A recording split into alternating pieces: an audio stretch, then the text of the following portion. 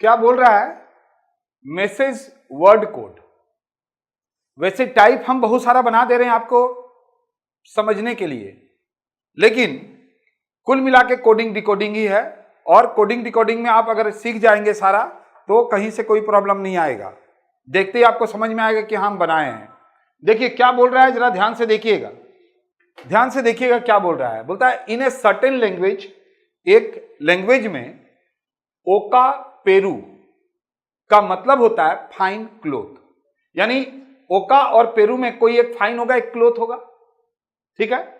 फिर बोलता है मेटालिसा, मेटालिसा को कोड में, मेटालिसा कोड है, लेकिन इसका मतलब क्या होता है? क्लियर और वाटर। यानी इसमें कोई एक क्लियर को डिनोट कर रहा है और एक वाटर को कर रहा है। अब देखिए यहां जो दो दिया है, यहां जो दो दिया है, यहां दो वर्ड और ये दो वर्ड में कोई मेल नहीं है। एंड डोना लिसा पेरू का मतलब होता है फाइन क्लियर वेदर। अब देखिए यहां पर एक फाइन तो यहां पर है, ठीक है, और आप देख रहे हैं क्लियर यहां से है। तो बोल रहा है वेदर का, वेदर किसके लिए यूज हुआ है, मतलब वेदर का कोड क्या है, क्या होगा बोलिए? वेदर के लिए डोना। तो वेदर के लिए डोना निकल गया। कैसे? तो बहुत ही आसान बात है जी। देखिए ओका पेरू का मतलब है फाइन क्लॉथ, ठीक है। दूसरा देखिए मेटा लिसा का मतलब है क्लियर वाटर। एंड आप देख रहे हैं डोना लिसा और पेरू का मतलब है फाइन क्लियर वेदर। देखेंगे एक बात का ध्यान रखेंगे कि रीजनिंग में हिंदी इंग्लिश बोल के कुछ नहीं होता है।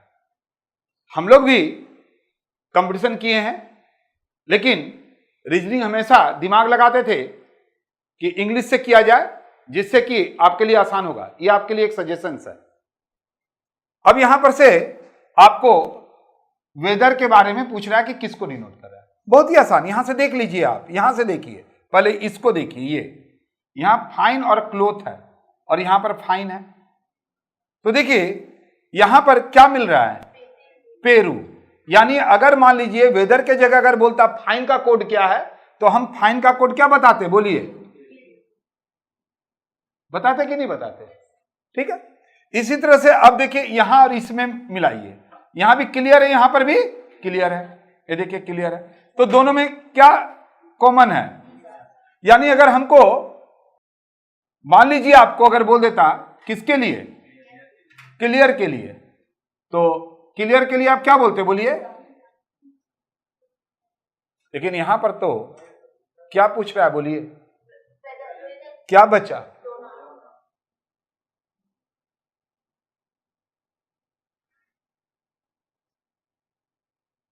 यानी किसी का भी पूछता तो हम लोग आराम से बता सकते थे, कोई दिक्कत का बात नहीं है। तो जल्दी से आप इसको कॉपी कीजिए क्योंकि हम लोग आगे बढ़ेंगे।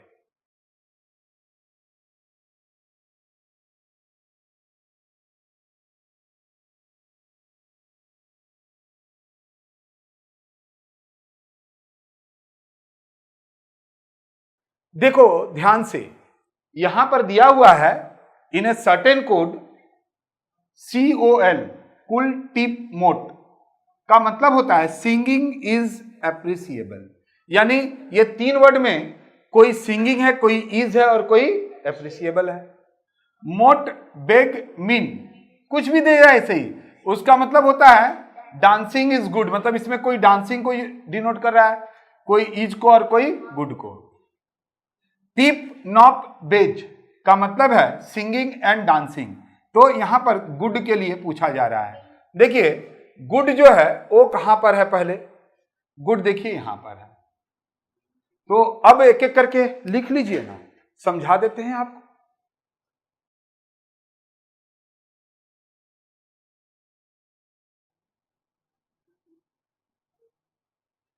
चलो अभी यहां पर आप हमको एक बात बताइए, तो ये दोनों में कॉमन क्या है? बताइए, दोनों में कॉमन क्या है?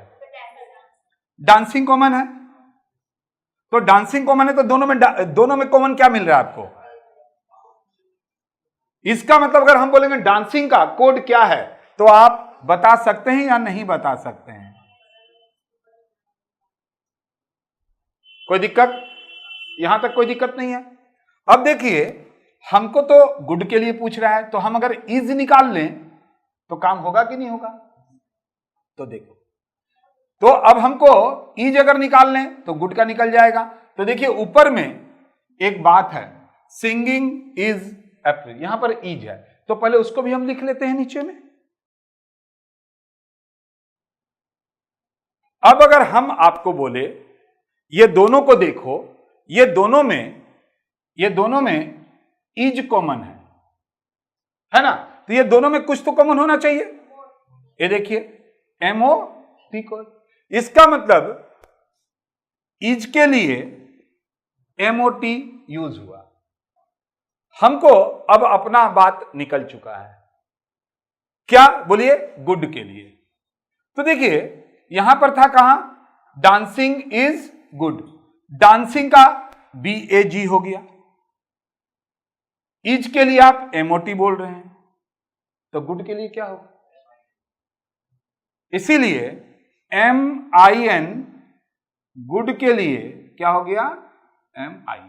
तो करना कुछ नहीं होता है, ऐसे जो आते हैं उसको पढ़ने के बाद को लोगों को लगता है कि क्या बोल रहा है पता नहीं, बट जो भी बोलेगा 2 दे या 3 दे, उसमें से कोई एक वर्ड का बोलेगा, 2 में से जरूर कॉमन रहेगा, वहीं से आप निकाल सकते हैं। इतना लिखने का दरकार नहीं है, ये तो हम आपको समझाने के लिए कर रहे हैं।